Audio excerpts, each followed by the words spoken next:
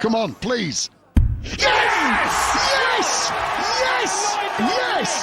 Hello, everybody, and welcome. This is episode 16 of the 9 Dial Podcast, your one-stop shop for talking Tungsten. Lorenzo and Josh back in it. After last week, we did an episode, and for quick time reasons, it didn't work. Anyway, we're back. We're going to try and hit double eight again. Hello, Josh. How are you? Good afternoon. Yes, I'm very well, thank you. It's good to be back after last week's malfunction, but it will be a better show, I'm sure. We got double things to talk about, double eight this time. Let's just get straight into it because there's too much. But the Premier League is our first thoughts, and it's getting clearer. I reckon now we can safely say the top three will be there, and there's probably two people fighting over one spot now. Is that fair? Yeah, I agree. Absolutely. If we go to the table in just a moment, you'll see that. I think there's a clear sort of division, that sort of bottom four then. There's that one spot you're fighting for, as you mentioned, but totally agree. Totally agree. And those two guys who I mentioned who are fighting over that one spot will play each other in the second last night, and Yes, will likely play each other in the last night, being fourth and fifth. So we've got two matches in the next upcoming weeks, which will probably decide that final spot of who will lose to Luke Littler at the O2. Anyway. We're all over the place, but this wasn't a Luke Littler victory. No. This was a defeat. Back in night, what was it, 12:30? I don't remember where we are now. When MVG played Littler a couple weeks ago in the Premier League, I have no idea how Michael van Gerwen won this particular game. He was, he was 4-0 up. He had a dart to add the ball for like 5-0. He was 5-1. Yep. And then all of a sudden, Michael van Gerwen, he went through his gears, and it was a remarkable victory on that particular Premier League occasion, wasn't it? Had his gears and then got the double break of throw, I'm pretty sure it was. And yeah, it was incredible. It was just a purple patch that went for, what was it, 5-6 legs, pretty much. Yeah, so 5 legs. Incredible. Yeah. Oh, again, that shows the caliber of him against arguably probably the number one in the world right now. Yeah, over exactly. Humphreys. So this was, night, where are we, 12? Yep. We were in Liverpool on this particular occasion. Fair dinkum. 6-5 victory for Michael van Gerwen over Luke Littler, who was dominating in that first half and then turned it all the way around. A couple weeks ago on the Euro Tour, we spoke about this last week in the episode you didn't see at the Austrian Darts Open. We had a 40-dart leg. Forget, Brendan Dolan's double start 9 darter. Forget Michael Smith in the World Championship final, Adrian Lewis in a World Final, or any number of Phil Taylor's first 9 darter at the World Match Play. This is one of the greatest legs you've ever seen. 40 darts, it's taken them 1 out of 41 on the outer ring between Joe Cullen and Thibaut Tricol. The Englishman won the famous leg. He did. Yeah, 1 from 22 and 0 from 19. And incredible numbers. You look at the checkouts per leg, it doesn't appear like maybe the 1 from 4 from Cullen was a sign that maybe things were struggling. But overall, they've done pretty reasonable, what you'd expect from professional players. And then you get to the pub leg there. Incredible. And the one that was struggling was double 1, the Madhouse, as we often talk about. That was the one that was getting him. And I think I said this to you off air. The margin for error was actually so small. There were some well-thrown darts in there. Well out. They were No. very, very small. Like, I'm talking millimetres. Yeah, they were well-thrown darts. They just didn't go in. That was a very hilarious moment at the Austrian Darts Open in Graz. We'll get to more bounce outs are always sort of weird thing. This is one sort of trapped in between two darts. Incredible. So, yes, he was going for the 140, and then it actually bounced in between and head on like a horizontal angle rather. Referee Owen Binks did a fantastic job at analysing that one, and he said that one was no score. And I'm not sure about you. Do you think that's touched anything or not? I'm not sure. I can't. So that would be 80 presumably is the score. Yes, Binks scored. I think that is probably right. It's got to be the point needs to be touching something. Is it straying into that 36 segment? Probably not. I'm not sure. It's hard to tell. I'll be willing to call that 80. Well, when I was watching, that's my first impression. Hilarious when it was like this. He was looking at every it's always amusing when those sort of things happen, and the referee just has to sort of move themselves across to the other side of the stage, and they go, is it maybe 80? Not? Yeah, it's a big moment of suspense, rather. Yeah, but no, that was a funny moment, which we'll get to more Modus later in the show. But actually, that was a very funny moment. All right, we've combined the best stories in night 11, and I'm just going to go completely off. Actually, this was night 12. Night 11 was Rotterdam. Night 12 was Liverpool. Gerwyn Price, he won 6-2 over Dobie, 6-2 over Cross, and 6-4 over Humphreys. He was the best player on this night, unquestionably, Josh. Absolutely. No, he was very good throughout. That is a very true statement. He was very, very good overall and didn't miss a beat, really. No, he was very strong, 106 average in that first match, 105 and then 104. So right up, top level Gerwyn Price that particular night in Liverpool. But when we got to Birmingham, we finally saw it. A week's in the making, history for Luke Littler. His 5th, that's count 'em 5 Premier League nights. The first man to do it since this format when it was first introduced in 2022. Just more history for the Warrington Wonder Kid, Josh. The full hand. Yep, he's got the full hand 5 saying, and then I've got some more potentially coming through. Who knows? But yes, he is the Wonder Kid. We've seen this progression and it's been unbelievable. We're just going to keep talking about it because he is the man behind darts at the moment. 5 nightly wins. Incredible, just incredible. It must be said that it wasn't easy. There, he didn't necessarily at times look like he'd be able to get past Stephen Bunting, but he did 6-5, and then also taken to a last leg decide against Nathan Aspinall, won 6-5, and then beating Van Gerwen 6-4. This was a funny game again for Van Gerwen, who looked good at the start, and then sort of it was sort of the opposite of their match from 9-12, where he started well, but then didn't really kick on. It wasn't the most entertaining Premier League night of all time. And some of the results that really could have manifested some chaos, Cross winning or Dobie winning or Bunting winning didn't happen at all. Even if one or two of those had happened, we would still have a very interesting Premier League for the last 3 nights. But now we're sort of that when things are becoming much more clear on the standings. But before we get to that, Littler breaking more records. 3/4 of the way through his season has already had as many 180s as he had last time, more than, with 129. You can see what this version of the Premier League format has done, because that entire top part is all accumulated with since this current incarnation of the Premier League format was introduced in 2022. With Jose de Souza there hanging on. I saw that. The special one. I'm pretty sure that was his only Premier League campaign in 2021. So. Yeah, you're right. If we can go back to the days of COVID-19 Jose de Souza, he was one of the best players in the world. That was vintage. Boy. Won a Grand Slam, of course, in 2020. Yep. But Littler, this really shows what he's able to do. That treble 20 segment, he's ruthless every week, every single week, doesn't it? Yeah. So 128 last year, and who knows, get to 135, 140, 150. I reckon 150 might be in the making. He'll need What's the goal? He'll need to make a couple more nightly finals, perhaps. But 150 is very much a possibility. And he's sort of gone. He was like at 100 nearly at the halfway stage. So 200 was even possible, but that won't happen now. He's sort of gone off the ball a little bit as he waits for finals night. Now here's the standings. So Littler 35 points. He is guaranteed there. Nothing can overtake him.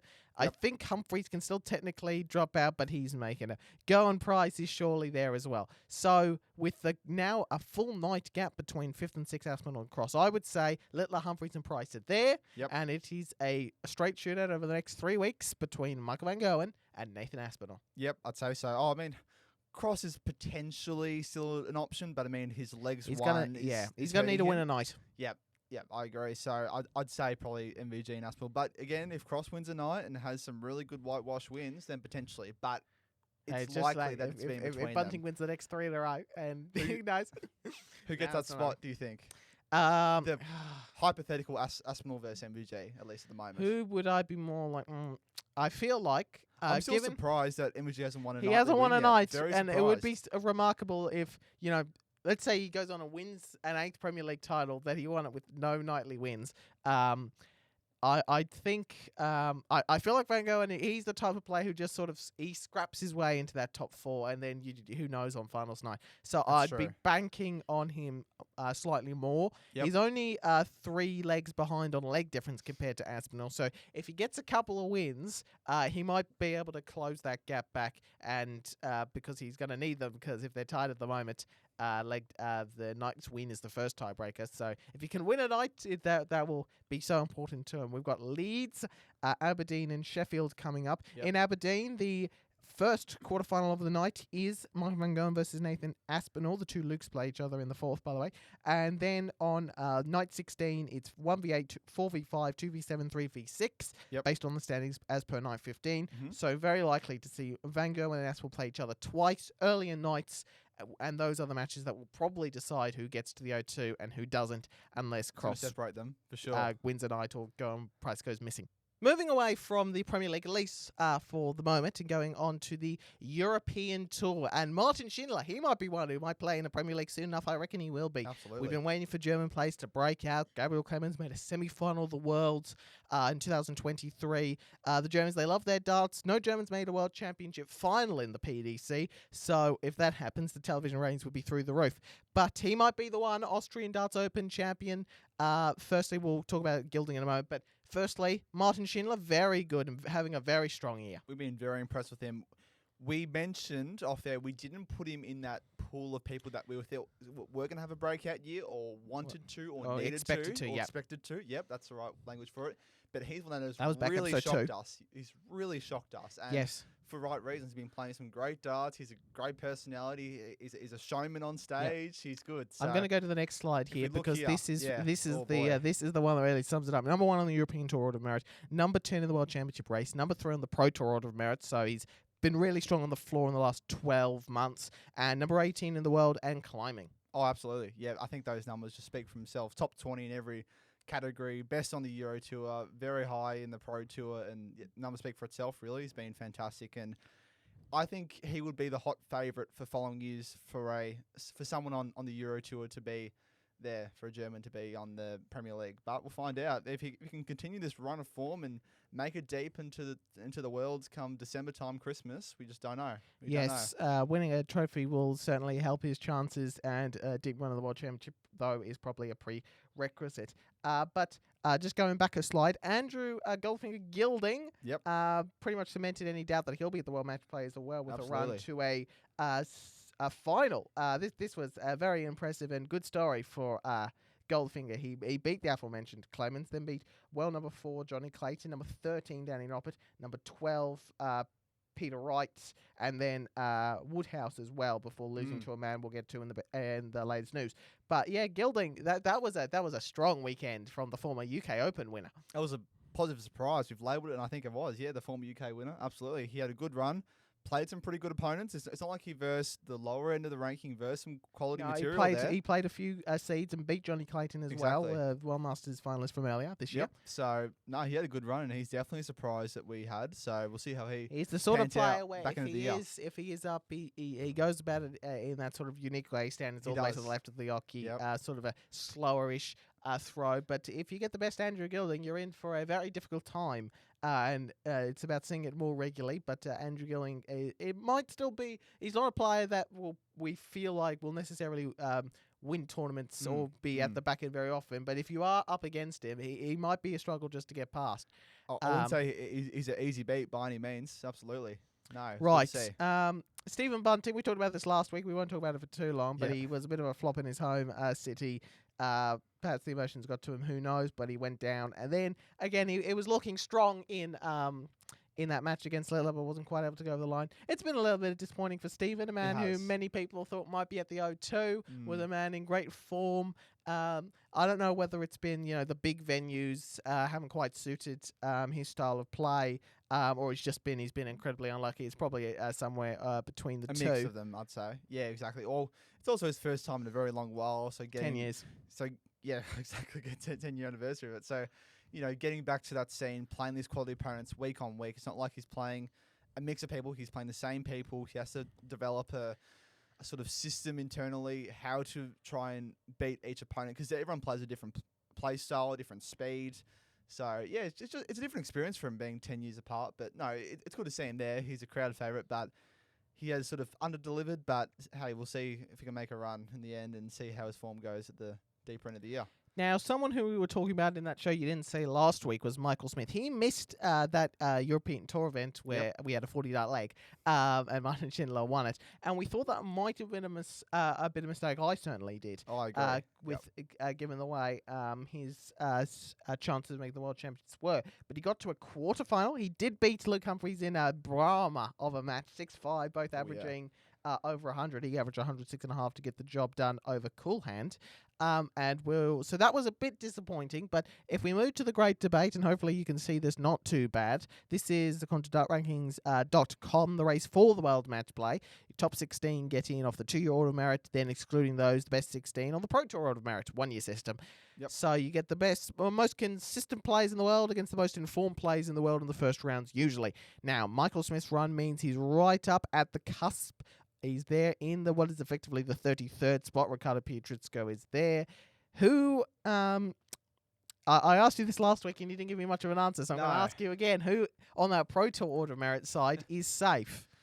Pro Tour of Merit side. Is that one there? That one there. Who is the lowest ranked player who will definitely be there? In that spot, definitely.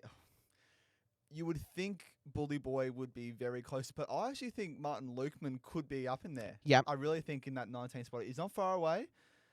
This area here, I'm not sure from sort of 50 and below, but I think... Yeah, so those are the players Lukeman's in the a good race. chance. Who are the players in the green? Who's the lowest ranked player in green who you think will definitely be there?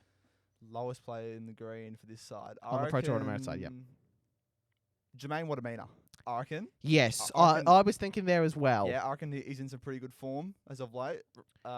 He's been a bit off and on the last few weeks, but I think he will. I think Joyce, he will be there. What do you think about Joyce?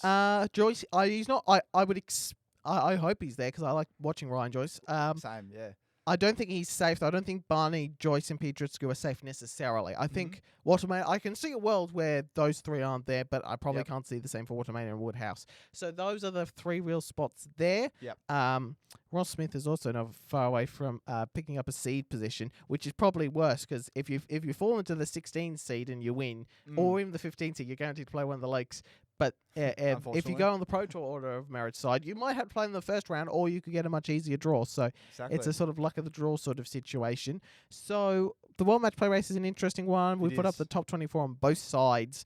I think it is probably at about Watermain where things are safe, and then Barney, Joyce, and Pietrezco will be looking over their shoulders because not seeing Michael Smith there will be a big story. Can't see how Dimitri Vandenberg makes it from here. Hit a 9 darter at the Winter Gardens last year, will not be there this year. A year and a quarter on from winning a different major in the UK Open. So, yes. But of the players who are not there, who could get in there, Michael Smith, Richie Edhouse, the European champion, and Martin Lukeman, probably three guys who might be looking to displace. There's going to be some good players who are going to miss out on the match play this year. Yeah, you can see down the bottom there's some, even Callan Ritz, William O'Connor, these guys are very good as well at their best. So it'll be interesting to see who takes those spots, hey?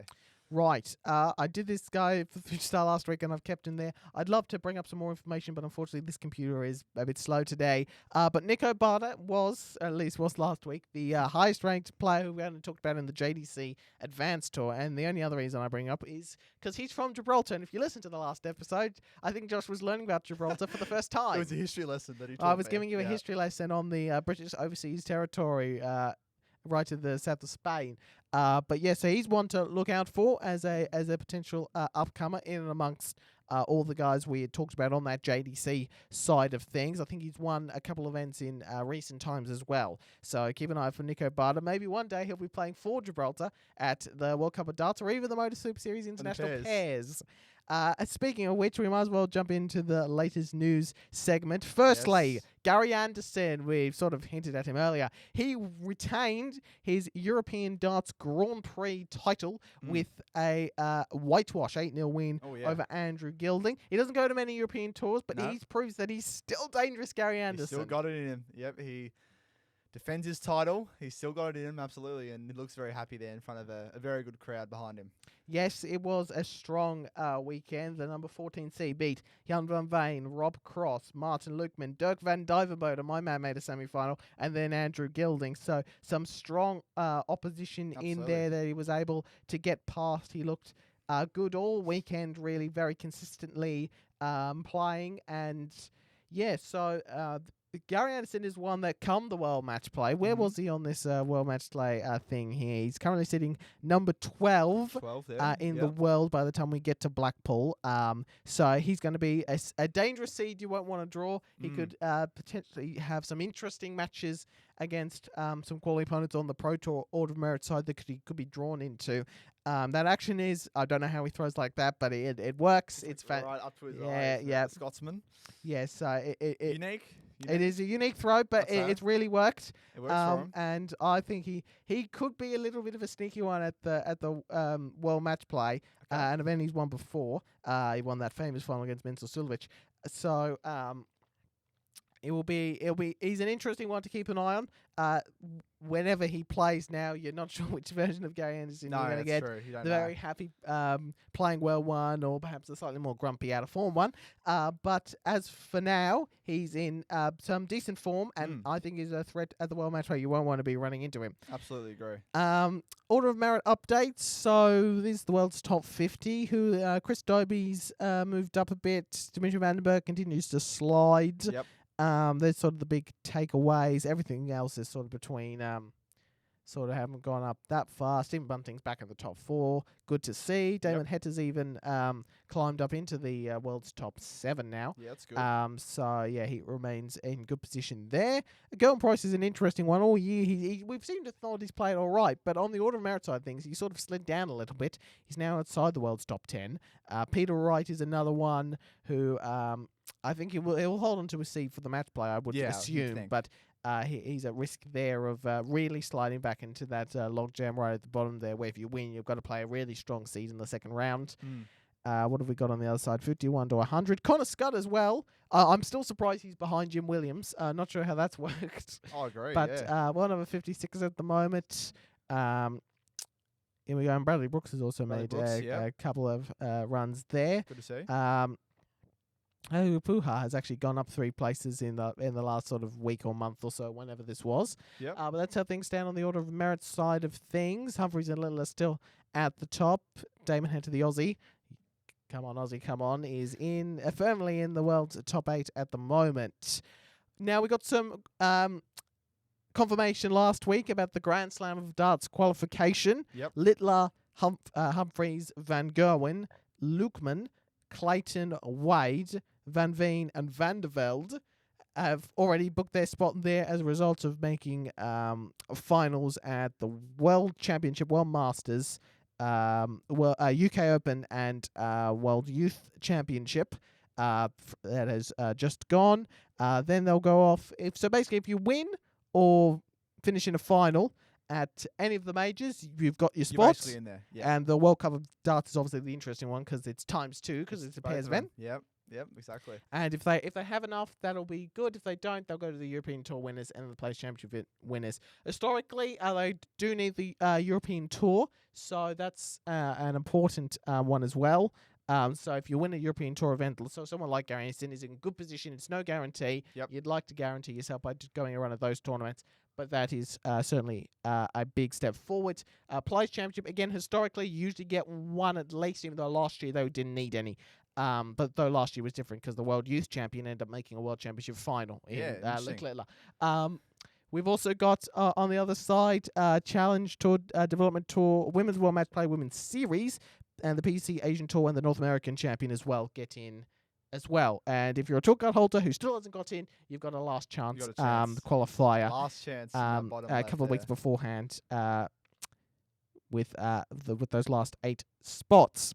Now, Josh is currently in the works of writing this up for extratimemedia.com. We'll let you know when that goes out. Simon Whitlock was guaranteed a couple of weeks ago. These are old stories, but like I said last week, we talked about it last week, but they're still fresh for us. Simon Whitlock will reunite with Damon Heta. Yes, it's a bit dodgy, but it's an invitational event. It was only right to have Simon Whitlock back for Australia at the Haya World Cup of Darts. It's gonna be sponsored by, what do they do again? Air conditioning, among others. Mark Taylor is gonna be running around sponsoring for them all week, I hear. Anyway, jokes aside, it'll be great to see Whitlock and Heta. They are the quintessential Australian darting pair at the moment. They are the best 2 players in the world from this country. Yep. So it was only right to put them together. Yep, absolutely. Couldn't have said any better yourself. They have such good synergy on the board. Obviously, they won in 2023. Two.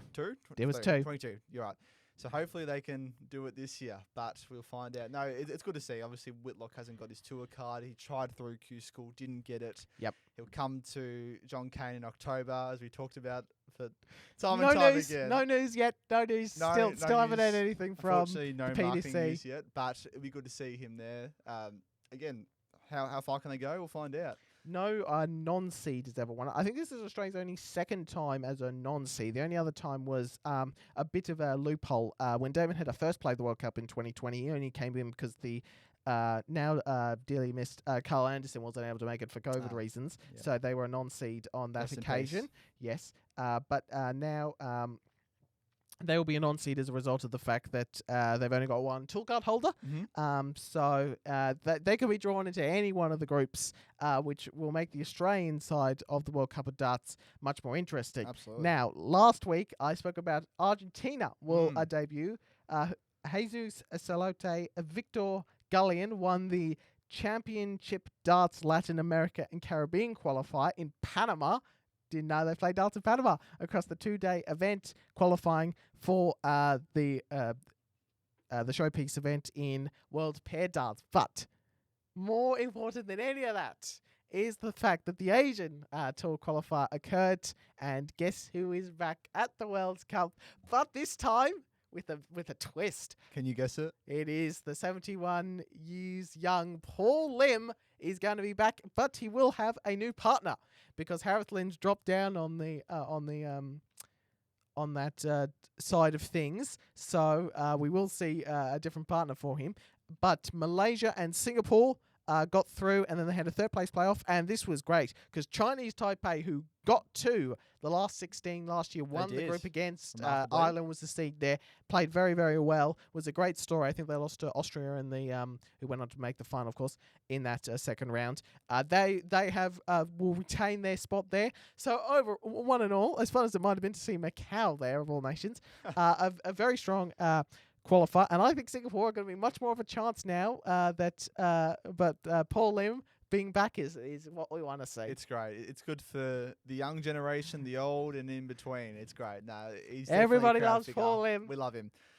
Had that nearly 9 data that nearly got pinned that day. But we'll see if he comes back and pins one. We'll find out. That would be something. You know, who knows, Josh? Maybe he might pin a 9 data at the Alexandra Palace this year, because he is currently leading the PDC Asian Tour standings. Shows you that at any age he can do anything in this sport. Absolutely. Halfway stage of the PDC Asian Tour. Looks there good. He is on top. Now the 4 spaces there. Gold. Note that typically the top 4 get in. Again, we're still waiting on news about the qualification for this coming up World Championship. It's 7.5 months away. Come on, PDC.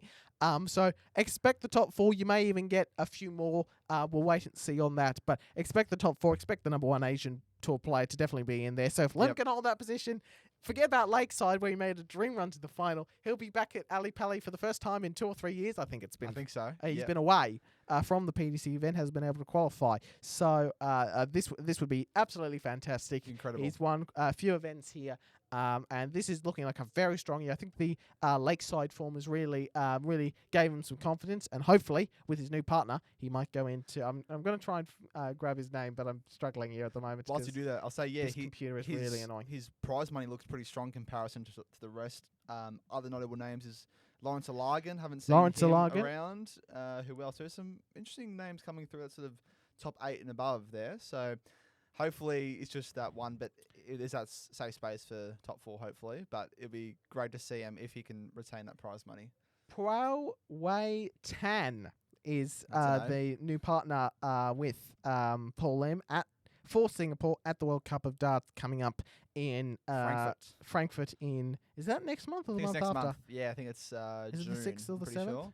It might be, yeah, I think it's June. Yeah, next month. Month. Come on. All right, but we might even see him a few more times this year. Mind you, if he stays on top, something just hit me. If he stays on top of the, hang on, let's just go back. Let me do a sandy check. If he stays on top of the Asian Tour, he's got to win is it the AC Championship? Asian Championship winner. I thought I was hoping. Anything more? No, well, I've gone too far. I'm actually going to go to last year. Is it Asian? I was, yeah. So, look. Good point. I didn't I'm going to go to last year's Grand Slam. If he stays... Hang on. Well, look, the point is that if he keeps playing well, he's a chance of even appearing at the Grand Slam, even if it's not off the Asian Tour and it's off the Asian Championship. He might be the number 1 seed for that event. He could. If he wins it, he'll be there. Where is it? I'm on additional qualifiers. No, it's the Asian Championship. Sorry, I just assumed it was the tour, like the Women's Series and Championship. No, it's specifically the Asian Championship, which Lawrence Alagan won last year. It actually won for the last couple of years, I think. So yeah, but all in all, the point is, Paul Lim, he's going to be at the World Cup. He's currently in position to be at the World Championship, and with the form he's on, he's also a half-decent chance of being at the Grand Slam. The more Paul Lim we want, the better. Could you imagine? Isn't that incredible? I reckon Paul Lim, I want to see him at the Grand Slam in Wolverhampton, where he could cause some real troubles for people. He'll cause havoc on the stage, all right? Yeah. Cause havoc on the Yoki, but no, hopefully he can make those events, you know? It'd be good to see him at Ali Pali, and hopefully there's a way he can get through to that. I will say, based on the most recent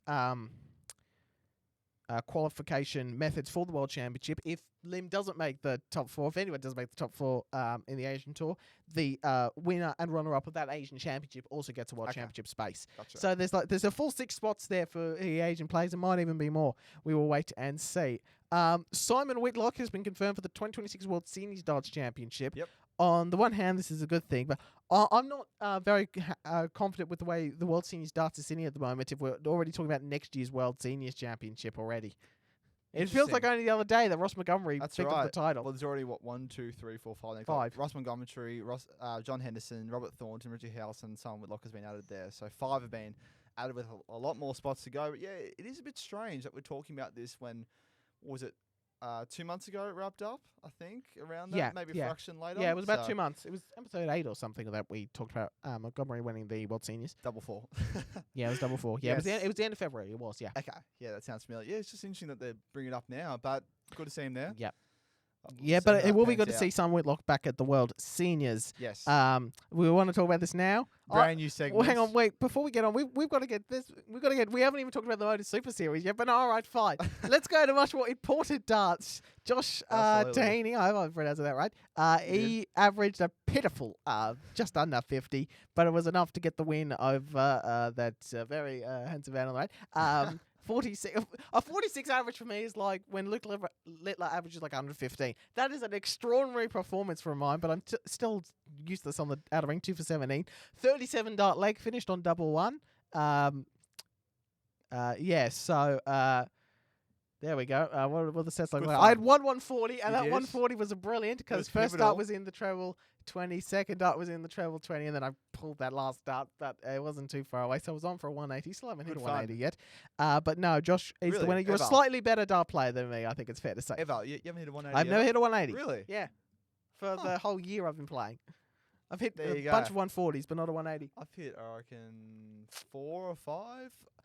It'd be great to hit one against you. That'd be so cool. I think I was on one a couple weeks ago, I think. But no, we're going to start doing this series now. Every week we're going to play a best of 5.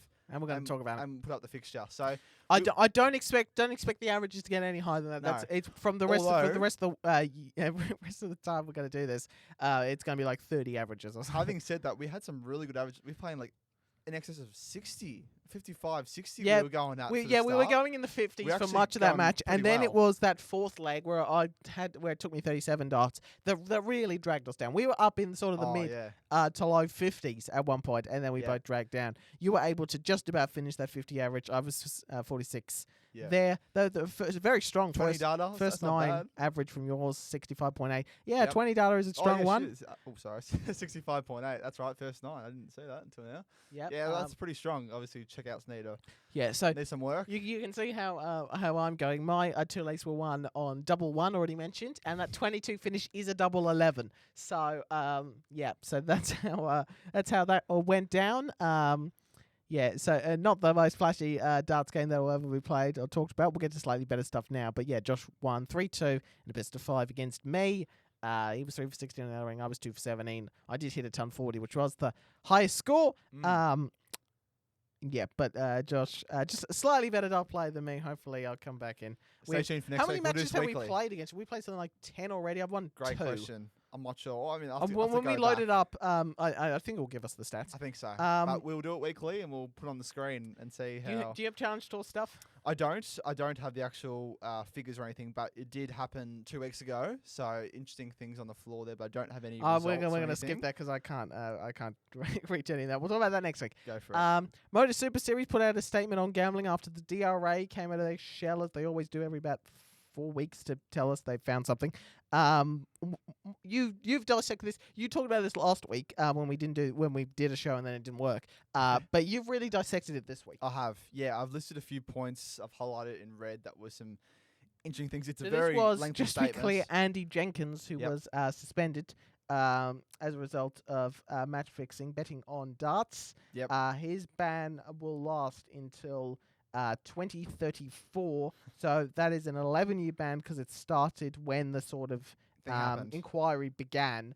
So it's an 11-year ban, even though effectively it's about 9.5. Yep. A few interesting points to note. Well, if we look sort of in the middle there, 9.5. fully supportive of the outcome, act as a deterrent against future offences, which we'll get to in a second, actually. Everyone involved in the sport of darts is protected. The thing that really is fascinating about this is that they actually provide education and an exam at the end. So every player who competes at this Modus Super Series has to undertake content and an exam, and obviously no mobile phones during play. And there's an integrity model as well down the end, which I haven't highlighted. It's just fascinating. But the actual what happened itself is obviously terrible. We don't want to see it in the game. We want to make sure it's of the utmost integrity, really. And I signed a contract as well. It's obviously forbidden under all terms, any terms. And they've been very supportive of the decisions of, what's it called? The DRA. The DRA. Darts Regulation Authority. So they work in tandem really well. So, again, we're trying to stamp out these things from happening. They've played over 7,000 games. If you go on the next slide, please. Yeah, I put it there. It's there. Since 2023, over 7,000 matches have been played in that period. No new cases. However, I do think there has been some sus cases in the past from that time period onwards that haven't been caught or at least looked into. So fully, yeah. So it's obviously a negative to have this stuff going on, but the one positive bit of it is you are finding it. If you went through 5-10 years ago, there's been no match fixing in our sport, hooray! We're like, well, there's no match fixing that you've found. Yeah. So on the one side, it's bad that it's happening, but on the other side, it's good that it's actually being caught. Exactly. So, not sure about the whole cases thing, but again, they're really sharp on it. But the thing that was really good is 99% of players understanding and following the rules, while the small minority who have broken them have been investigated, caught, and punished. So we can say ultimately there is a really, really high portion, 99% to their terms, that are doing the right thing. And there's 1 or 2% who are breaking the rules and making the game and making the modus have less integrity and not building the game properly is what we want to see. So it's good to see most people doing the right thing, but a good statement there. Moving on from the bad to the good, the Influencer Dart Showdown is happening next Sunday at 12 p.m. over this coming Sunday. This coming Sunday, actually. Yep, good point. We have darts players and the influencers. We got some good names in the darts player segment. Robert Thornton will actually be pulling out. Yes, of this he's pulled out of the international pairs as well this week, I've seen. Not sure who took his place, but we will see the man of Peter Wachuri. He will be back. Yep. And also in the pairs, I'm pretty sure he's playing the pairs this week. Yes, he is. Group B or C? I think. Group B, yep. So Mervyn King is there already. Jaden Walker, good to see him. Hendo will be there, the Highlander, John Henderson. Some influencers who are really notable. Ollie Howard from the Bull Hitters. I've been seeing his content on TikTok. I mentioned this last week, actually. Yeah. He played a game against MVG and he got really, really close. Yeah, I saw that as well. Really close. I actually saw another leg where he got absolutely demolished by MVG. Or maybe that was someone else. But yeah. So they do have access to the top level, these somehow. guys. I don't know how they do it. I mean, it's just the power of TikTok and being an influencer, I suppose. Charlie Murphy will be there as well. He was there last year. And some interesting names there coming through, but we'll see how that goes. That should be all right. A good event, as a few weeks ago was Champions Night. Can't believe we haven't, because last week we was throwing everything out of the way. Anyway, we got on the Champions Night, we had Colson, Davies, King, Campbell, Walker, and Spivey. Is the next slide tell us who won it? It is Jenson Walker. Is your Series 10 champion. Had a great campaign on finals night. There's a photo of him celebrating with his glorious medal and trophy. On the top right was the result. He had a 4-1 victory over Sam Spivey. 2 180s, an average just under 90. Good checkout. He gave himself 12 darts to double, so 12, not too bad. He gave himself 12 darts to double, which is usually a promising sign that he'd done well enough. That average has probably just gone down a bit just because he's only 33%, but his scoring average would have been higher. Yep, and there's the averages across the week or the week or the night, I'm not sure. But, yeah, pretty consistent overall, just a tad on the 90. And, yeah, he won £25,000 and a spot in the ADC Global Championships coming later this year in November, I believe. This is the Roll of Honour. Yes. Conan Whitehead, Raymond Smith, Luke Littler ×2, Jim McGowan, Scott Taylor, Andres Harrison, Marvin Van Velzen, Darius Labanauskas, and Jenson Walker. We had the Women's Week as well. Yep. Did we get a result out of that? Yes, we did. Lisa Ashton was the winner in the end. Beat O'Sullivan 3-1 in the final. Yes, she did. Yeah, there's her with the trophy. She was probably an underdog coming to... she's never won one of these I don't think women's weeks. And Gemma Hayter was probably expected to if they had women's weeks like 3, 4, 5, even more years ago, she would have been the top dog in that side of things. Or probably even more, even going back like... Yeah, I reckon Hayter 7, 8, 10 and years. Trina Gulliver were probably the favourites. But no, went on to Ashton. Good to see her getting the dub. She's a great personality. She was on the Tungsten Talks, I believe, with Henry Deacon. Yep. And Scotty Mitchell a couple of weeks ago, I think. So good to see her in the media and playing well. Now, this is what we've all been waiting for, international pairs. And, well, there's been some interesting moments, but it is the Welsh pair at the top. I do wish they'd put a flag or some sort of abbreviation next to these names. That would be nice. But anyway, it is the Welsh pair because Richie Burnett's his own man, and they've won 9 games. Very impressive. Out top, King and West, the English pair, are second. So we're recording this as they head into that final night of Group A. Yep. But Richie Burnett, he had quite an amusing moment. He needed 81, went for the 15 segment, got the single 15, went 16 for the ball, and hit double 8, which still leaves a dart at the bullseye. That's 16, and then missed it. And the usually very calm, collected Mervyn King. I've never seen him smile like that before. Burst into laughter among Kurt Parry and Steve West in the blue there. It was just a hilarious moment. I had to put it in. All right, never change Richie Burnett because that's what the commentators say. It was a fantastic, funny moment, and he'll be there probably on finals night. We're not sure. We'll see how they go. Well, we'll see how we go. I'm looking forward to. I haven't watched a ton of it because I've been busy, but I might sit down and watch a bit more of it tonight. Yep. It's a good format. Pairs is always fun. I will say the other thing I should mention. They got a slightly different graphic here. I don't know if this is a permanent thing or not. Yeah. Also, I was going to mention that they are wearing the same shirts. Yes. But they're not. No, West and King are staying with their original ones for whatever reason. What we know them as. Yep. I would have liked if they all had the sharing ones. We see that at the World Cup of darts where they wear where they wear matching. I think Brian Roman and Vandenberg also had their one, the Belgian one. Yep. So again, just weird, strange, but hey, it'd be good to see that in the World Cup. Yeah, Premier League matchups. All right, Premier League matchups. This is my spreadsheet. Only a few more weeks for me to go, and then I can get rid of this slide. As things stand, the real one is at 6 between Littler and Van Gerwen. They're the massive standout. Bunting has still got a couple of 2s in there with Aspinall, Cross, Doby, and Van Gerwen, and Price as well. So they're sort of at the extreme of these sort of things. There's quite a few 4s in there. Aspinall, Van Gerwen, and Humphreys and Littler have played each other 4 times. Bunting and Littler playing each other 4 times surprises me. Littler and Cross 5 times. It feels surprisingly high. Humphreys and Price, Humphrey, Littler 5. That doesn't quite surprise me as much. Right, so after Luke Littler made history in night 13, we moved to night 14 in Leeds. We're doing reasonably well for time here, much better than I would have thought. We're really just trying to get things done. Right, but let's go through these predictions. Last week, I did predict, even though there's no evidence of it, I did predict Littler would make it 5, and he did. Right, but let's start with Rob Cross and Gerwyn Price. I have Price 6-2 in this one. I'm going to make it a bit closer. Price 6-3. Okay. Aspinall, Littler. I've got Littler. I know, who would have thought? But I hope Aspinall wins, actually. But just for our tips point of view, Littler will go 6-3. I think he'll win a 6-4 Littler. Okay. Van Gerwen, Humphreys. I have Humphreys in this one. 6-4. I think it'll be a pretty close one. Yeah, he's been all right. I'll go the other way. No, I'll go 6-5. I feel like I'm just giving you the opponent every other leg. Will we split on this one? Bunting Dovey. I have Bunting. Yeah, 6-5 last All right, I'm going 6-4 to the Bullet. So we have the same matchups. Funnily enough, we don't usually do this week, so expect everything to go awry. Who wins the night? Up the top, Price v Littler.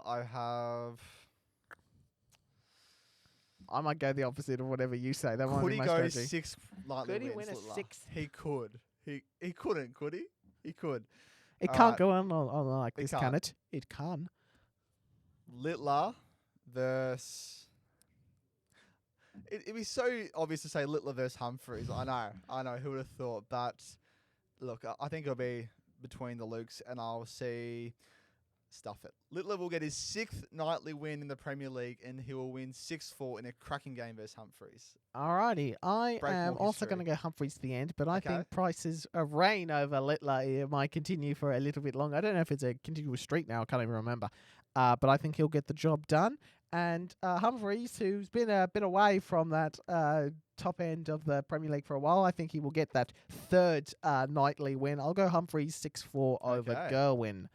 Right, last episode, Josh did one for us. It was a wonderful game, and I felt sorry for Michael Smith after watching this because he played really well, but in this era, really well was not enough against Michael Van Gogh, and he averaged 105 and got the job done in a last leg decider. Absolutely. No, it's a very, very good game. Very narrow. This was a good game. Defeat 6-5, bumper crowd, and they took on Bully Boy in a fantastic game. We got to yours Off now. the back of the European Dutch Grand Prix last week, again, we're going to do this lead up in all whatever Peter Wright is wearing there. That's as Peter Wright as you'll ever see. European Dutch Grand Prix, I said coming out this week because, again, we didn't change it. Peter Wright takes on, in the final, Kim Huybrecht's making his darts archive debut, the Belgian, who won't be at this year's World Cup of Darts because Mike Deck has gone past him in the rankings. But both players average over sort of that round 100 mark, and the match goes the distance. Who wins? Find out next week. During the week. Watch it at your own leisure. Right, Josh, I think we've done reasonably well. I think. It's probably somewhere around that 50-minute mark. Hopefully next week things will make a little bit more sense. Do stick around on the channel because there should be a football podcast talking about the AFL. The Cats had an absolutely fantastic win. Jack Chris, come on, man, you're so close. Yeah, no, I just want to say I was extremely confident that the Cats were going to win that game throughout the entire last 3 minutes. I genuinely was very confident we were going to win that game. I knew we were going to hold on. I knew they just needed to do a little bit too much. Even though all the media this week have been talking about Collingwood, Geelong did win that game. And Carlton didn't win there, so it was a fabulous weekend. Hopefully things will look a little bit more organised in here over the next coming weeks. If you haven't checked out the interview, by the way, with the Melbourne Aces that Simone did here, it has exploded on our channels with Ralphie. So please do check it out. It's the most popular thing we've done on this channel. Thank you, by the way, for any recent subscribers. Well, there might be people who might be watching this for the very first time off the back of being a recent subscriber. We've just crossed over 100 subscribers. I was hoping to see Extra Time get to at least 150 by the end of the year, which was looking a bit dodgy earlier, but now I hopefully will be giving you some good stuff coming forward. Make sure to follow the 9DarPod on Instagram. We'll have clips of this podcast coming up in the week that Josh will edit and we'll work together on captions and that sort of thing. Make sure to check out this week in the Premier League. Do they have a European tour? Are there any events? I'd love to check, but this thing is very slow at the moment. So who knows? There's something going on. Modus Super Series, do check out the international pairs this coming week because that's going to be a fun for the rest of the week. Pairs darts is always excellent. We are in April. I might as well not use this for footy chat, by the way, because this thing's just so annoying. Where are we? We're at the Premier League night. No, we've got development tour this week. We do have a couple of Players Championship events. That's different. So no European tour, but some Players Championship events. Women's Series. And some 9, 10, 11, 12. Oh, hang on, no, I'm looking at the wrong thing. Yeah, you're looking at the wrong thing. Look at the wrong thing, man. See, when you just go onto the tournament's calendar, it just comes up starting this coming week. Gotcha. So Premier League, night 14 coming up. There's some development tour and Players Championship events. We've got just Leeds, Aberdeen, Sheffield, and London to go for this year's Premier League. It's all wrapping up. And we will be on top of all of it. Check out our socials. Check out the Darts Archive. Check out, of course, the Darts we'll be playing. Hopefully, I'll come back next week as a victor. against Josh whenever we play Find that out. particular match. Like and Sometimes subscribe throughout if the you haven't already. And yeah, we will wrap things up. Next week, in all likelihood, we will do our first episode under a different pontificate than we have in previous weeks, currently instead of a contact. Alrighty, lots happening in the world, lots happening in darts, and we will see you next week. That's how we'll wrap it up, Josh. Thank you. Pleasure to be here.